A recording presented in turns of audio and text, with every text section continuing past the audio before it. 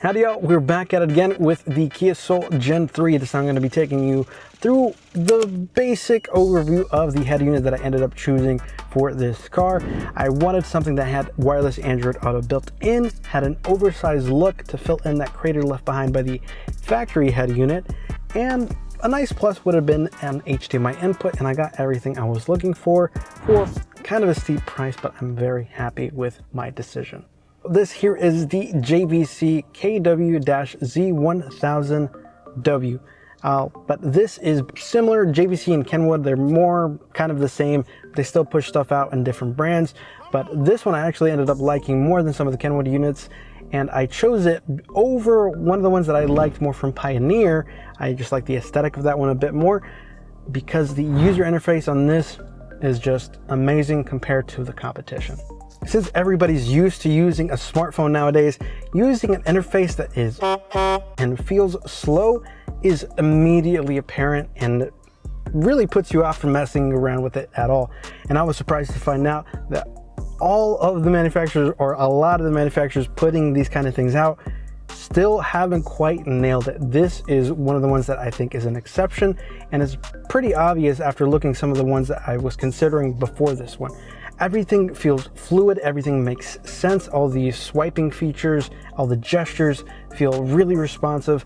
I can start Android Auto with a single press. I can switch to a different source with 2 presses, and I can check my camera with another 2 presses. Nothing crazy, everything just works the way it's supposed to, which shouldn't really be a compliment to JVC and this head unit, but it sadly is, just because a lot of the market is flooded with pretty crappy user interfaces. If you're the kind of person that is just going to set it up and forget it, maybe that's not a huge deal for you. But for me, I really hate using interfaces, and I am happy to say that this is not one of them.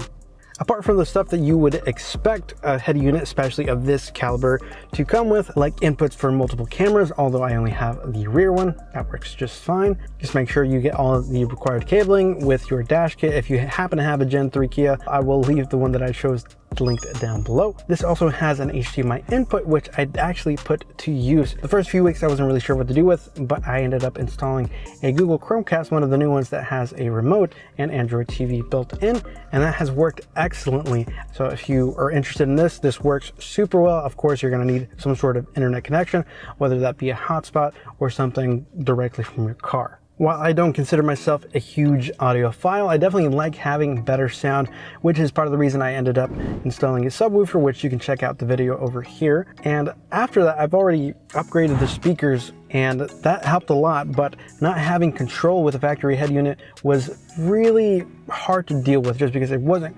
tuned quite the way I wanted it.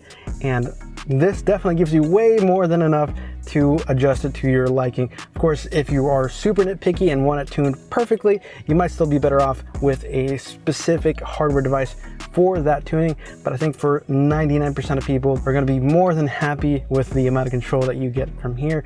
Even just completely straight out of the box with default settings, everything worked perfectly just as I expected.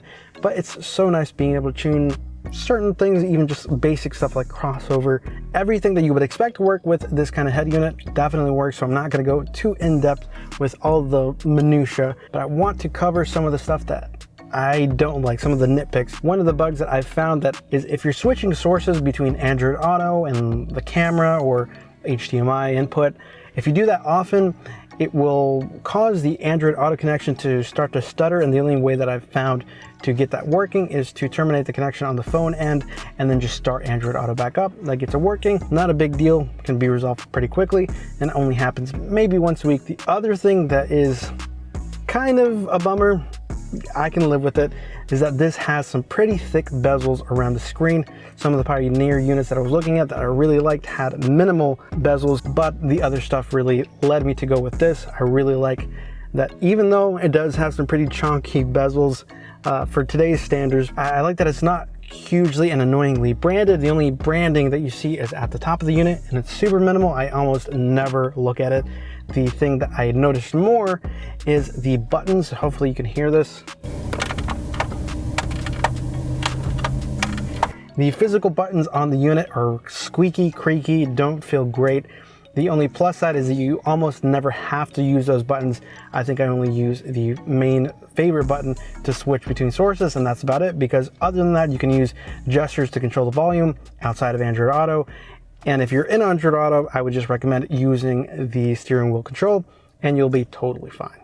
If you have a question about something that I didn't cover specifically, leave it down below in the comment section. I'm gonna do my best to respond down there. I for sure skimmed over a lot of stuff, especially like install stuff, just because that's kind of boring. But if you have something, let me know and I will respond to you as soon as I can. This is going to be my daily driver for quite some time, so go ahead and ask away. If you found any of the stuff useful, leave a like, subscribe to the channel for any potential future content. It's not just all about car stuff, it's all about stuff that I use a lot, and I want to make sure to relay that to other potential investors in stuff like this, because with this kind of price point, it does feel like a bit of an investment. Anyway, that's it for me, y'all. Catch you on the next one. See ya.